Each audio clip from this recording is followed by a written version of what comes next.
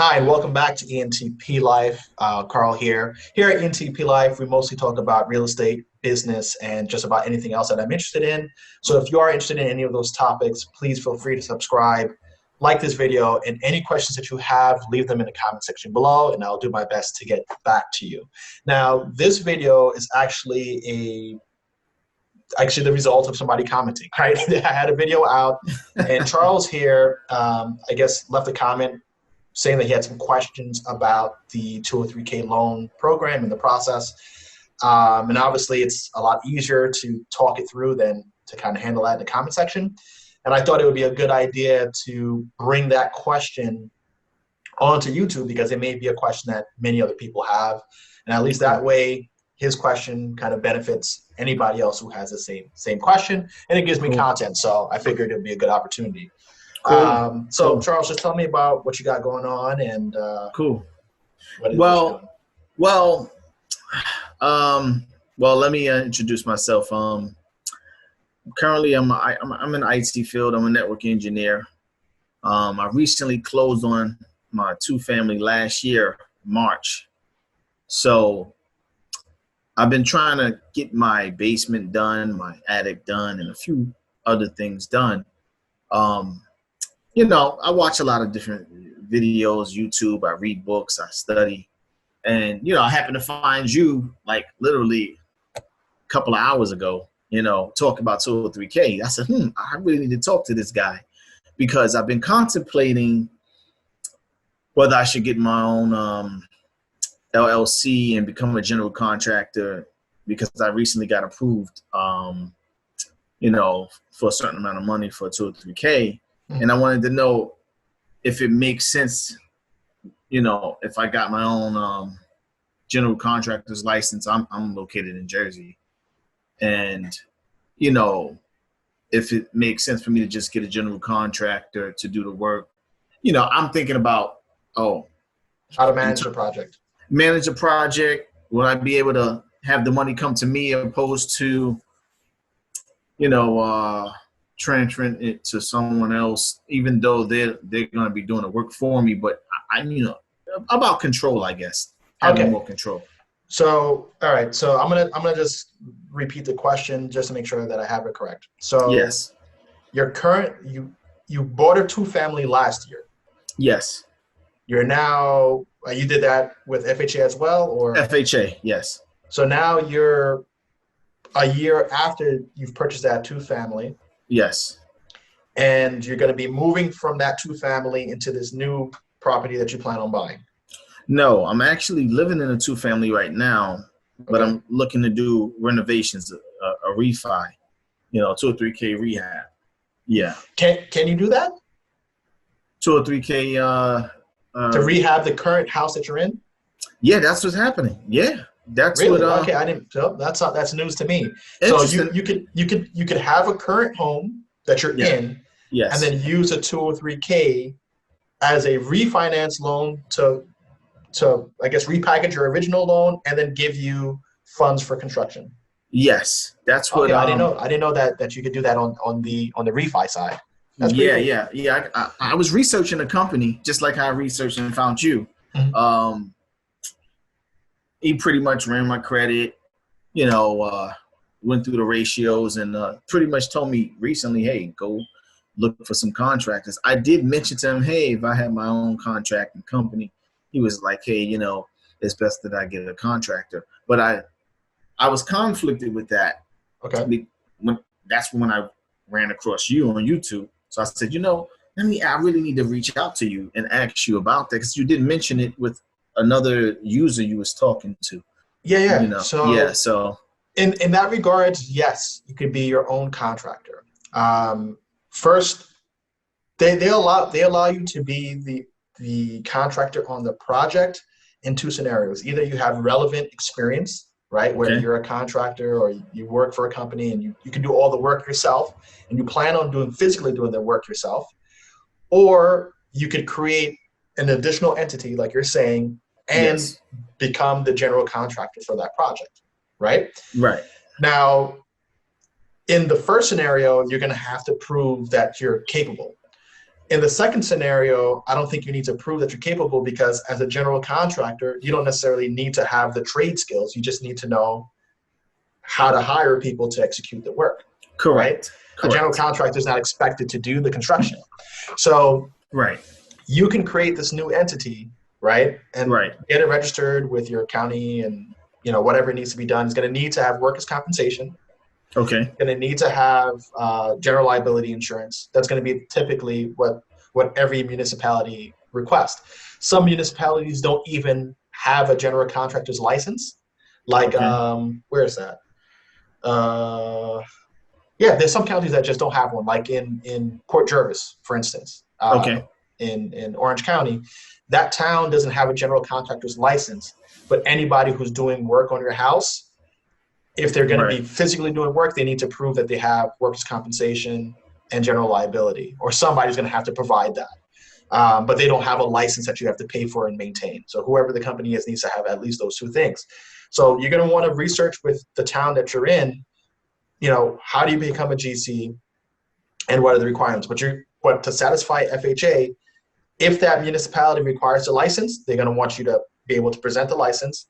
You're going to have general liability. You're going to need general liability, disability, and workers' comp, right? Okay. So if you're thinking about going that way, just know what those costs are going to be in relation to what you're doing. So just to be a little more clear, say that you're creating this new entity, right?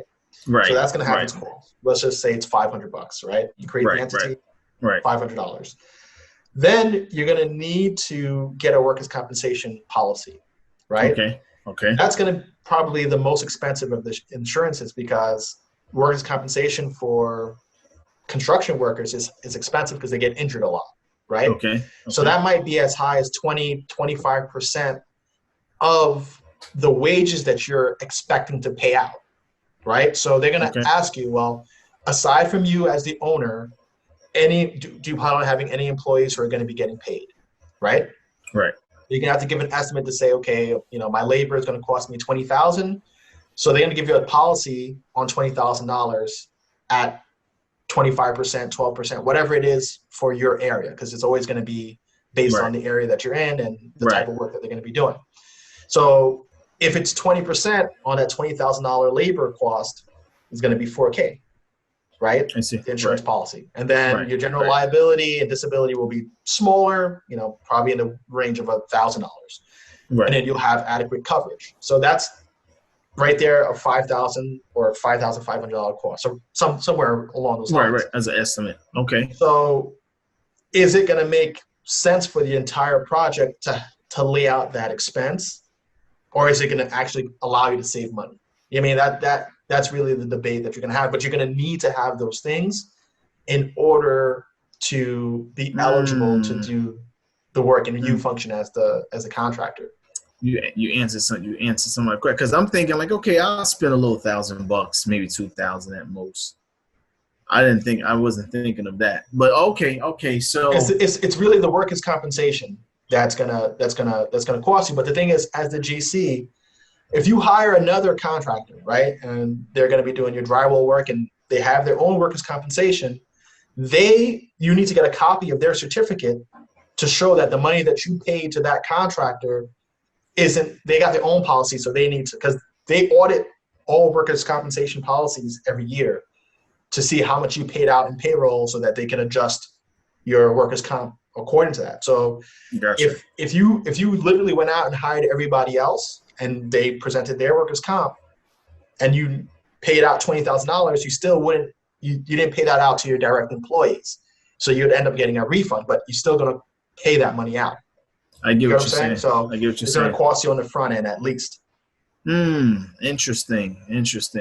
Yeah, you know, so because I got approved, I've been battling with, okay, you know, what makes more sense, you know, because I've really been itching to do this, but I wasn't sure. That's what made me, you know, do some more research. That's, you know, I didn't know the cost. I honestly didn't know the cost, but being that you're actually giving me these details and, you know, I was watching your video about how you was breaking down the breakdown with a HUD consultant, because my price is beyond $35K in terms of what you want to do. You know, what I want to do, my basement, my attic, landscaping.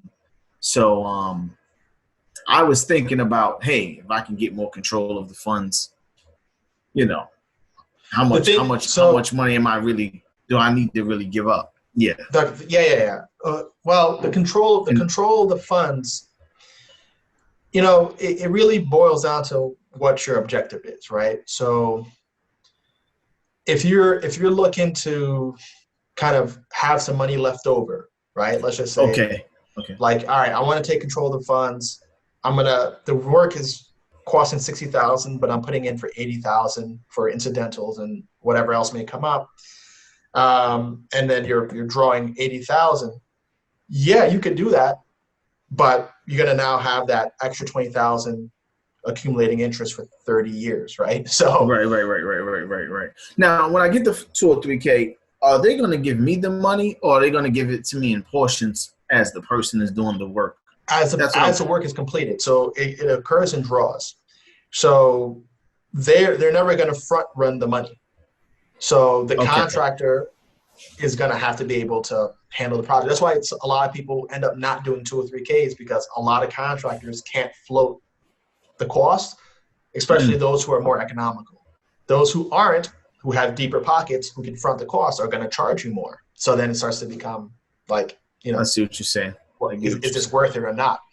So the thing is, the draw schedule works, and it's done by you, the contractor, and the consultant reviews it. So you're going to be doing your attic, your basement.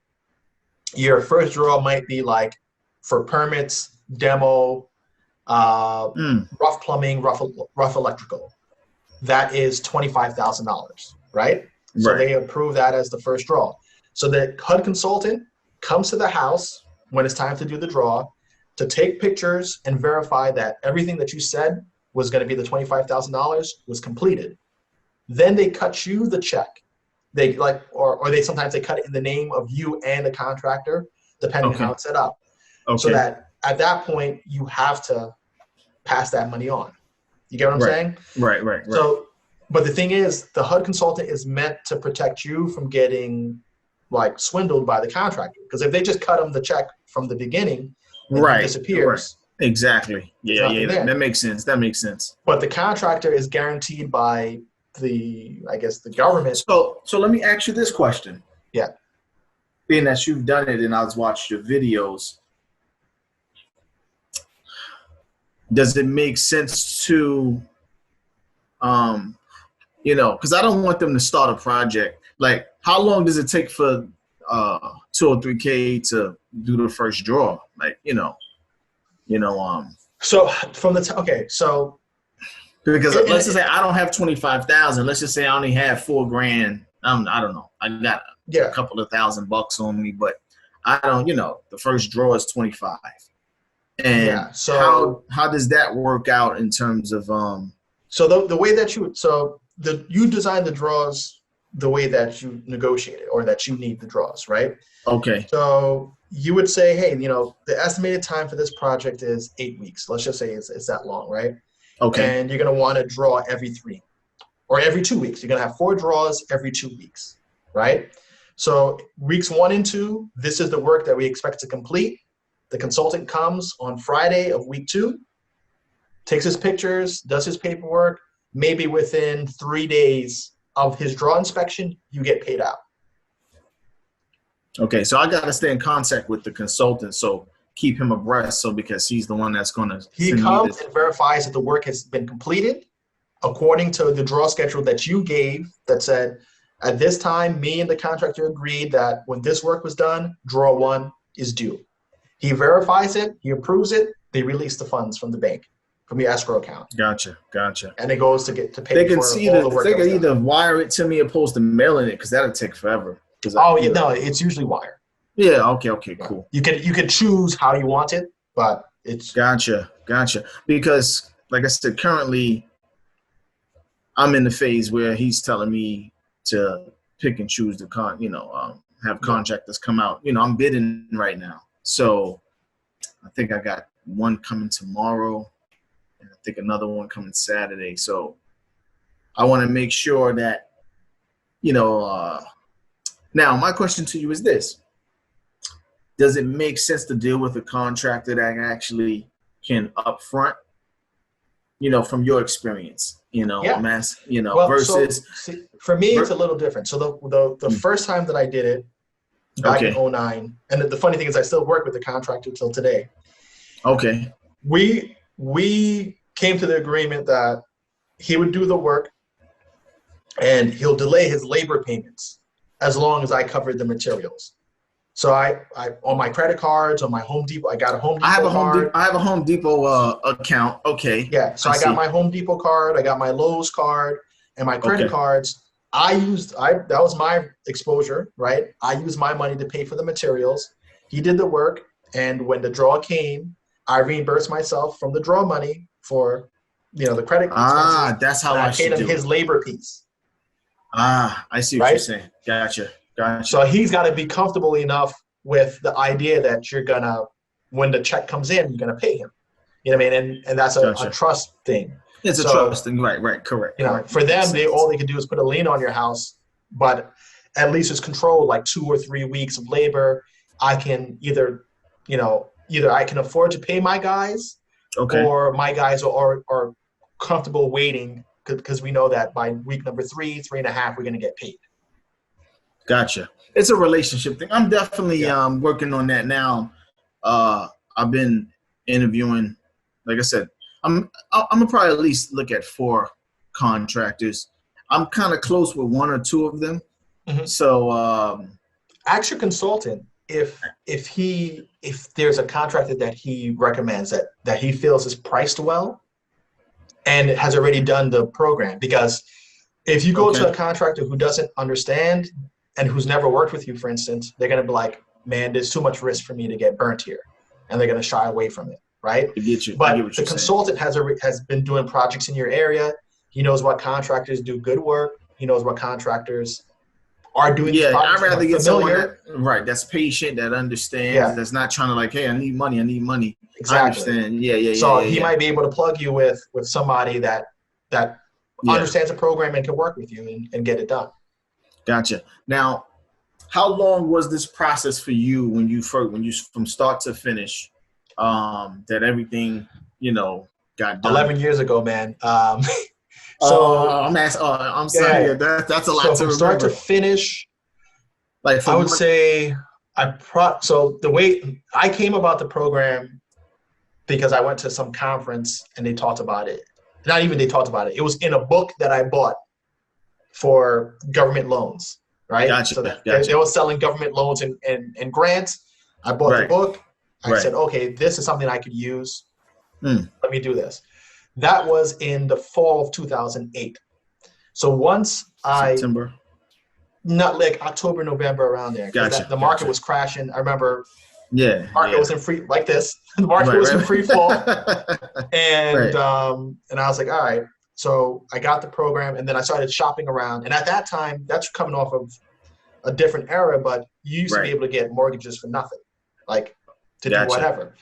So I started trying to find a bank that understood, or a lender that understood the program, and people like, oh, we've never heard of this, right? This was different times. So that was a certain amount of time to find a lender. I ended up going with, I believe, Wells Fargo. Wells Fargo Was the initial bank that was like, yeah, we could get this done. Okay. So I ended up closing on the house in March of 2009.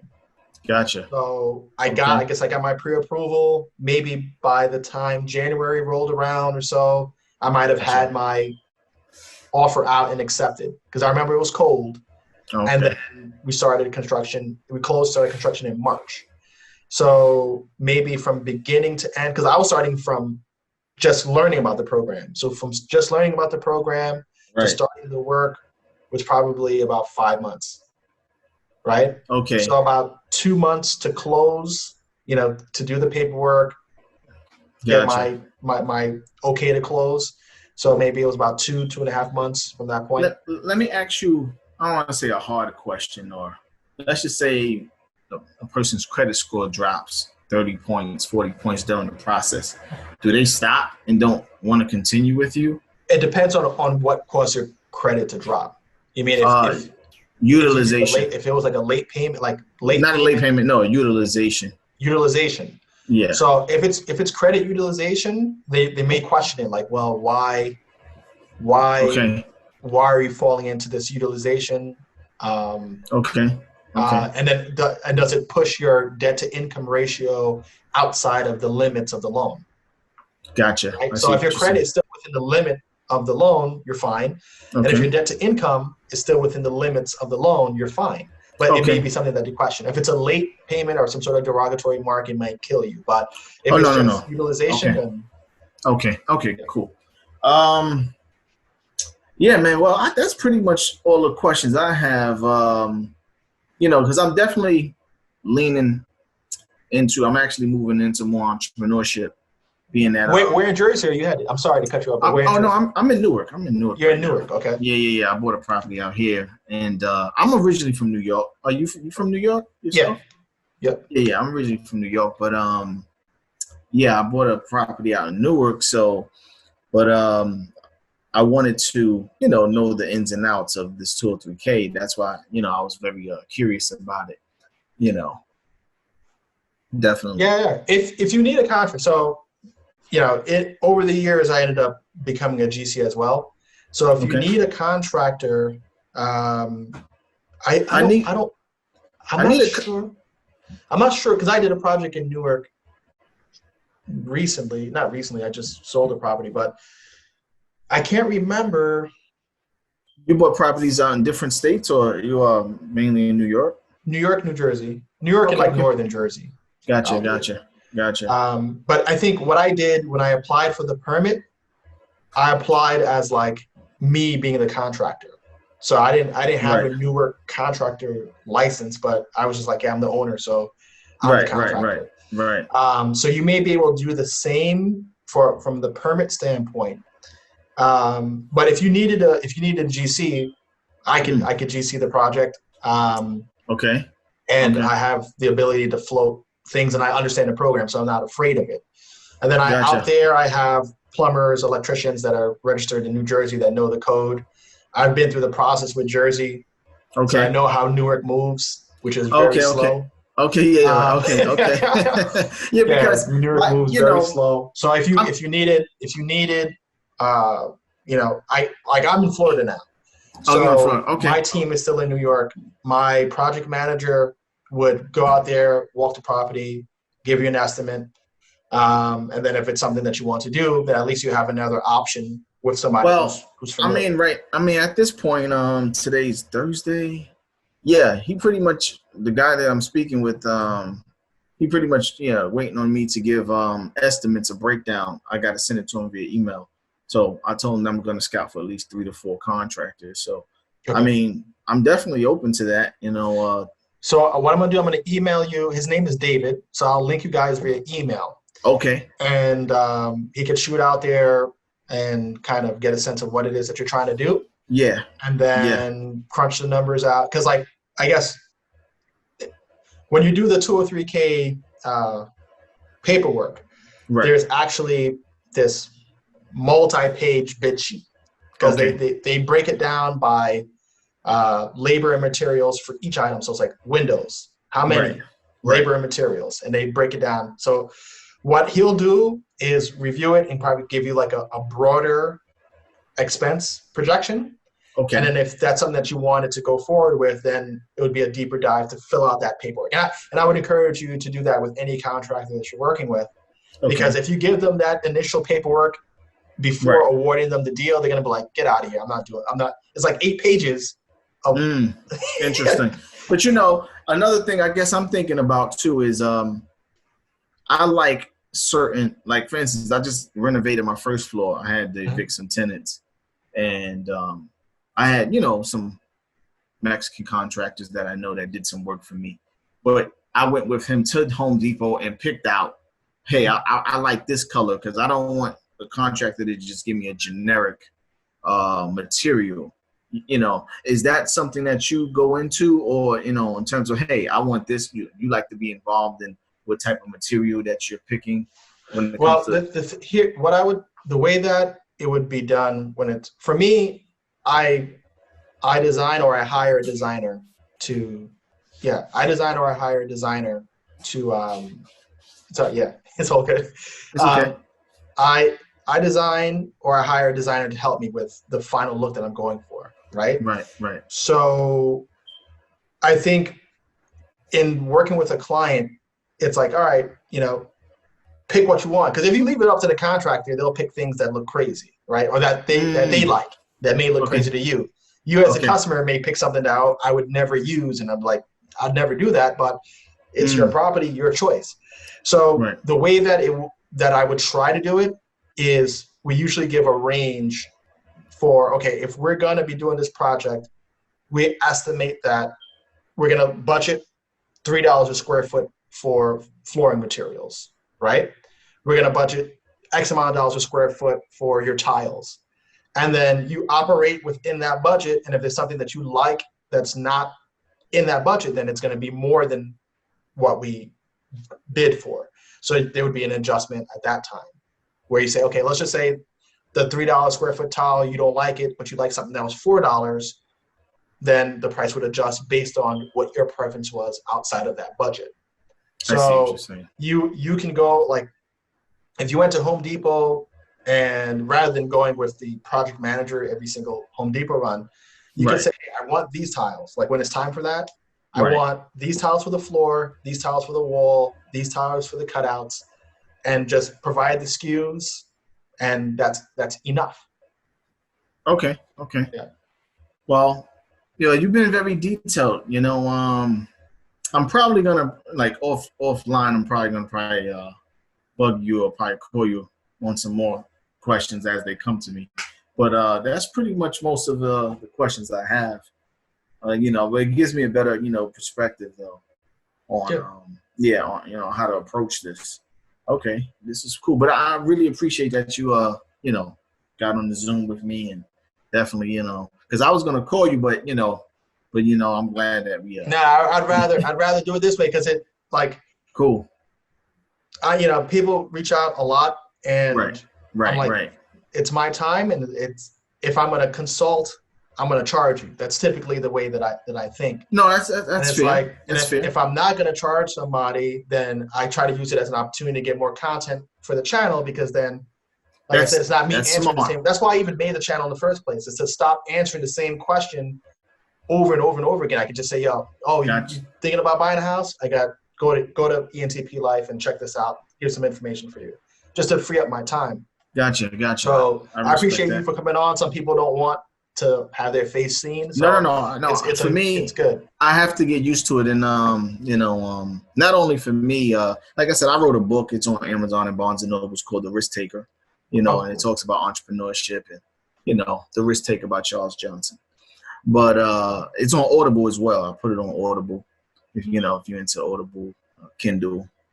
I'm gonna find it. I'm gonna put that in the link below. Yeah, definitely. If So I somebody definitely understand. Time is valuable, and I'm definitely on that path as well. But I appreciate your time, and I appreciate you. Us getting on the call, and I guess if anything, is it better to email you? quickest or text. Like I said, the questions. Yeah. Shoot them on YouTube, because other people are okay. So it's like they could see it and say, okay, now they don't have to ask the same question. So it's better to have those questions public, so that I gotcha. It's not I'll do repeating that. the same thing. And I'm glad you was very responsible on YouTube as well, because normally I'll shoot a text out on YouTube and I probably won't hear back maybe a month later, but you was pretty prompt. Yeah. Oh, definitely. cool. All right. Cool, man. All right, man. More time. All right, cool. Thank you for joining us. And once again, if you're not already a subscriber, please make sure you hit that subscription button, turn the notification bell on, and go out there and buy a house, man.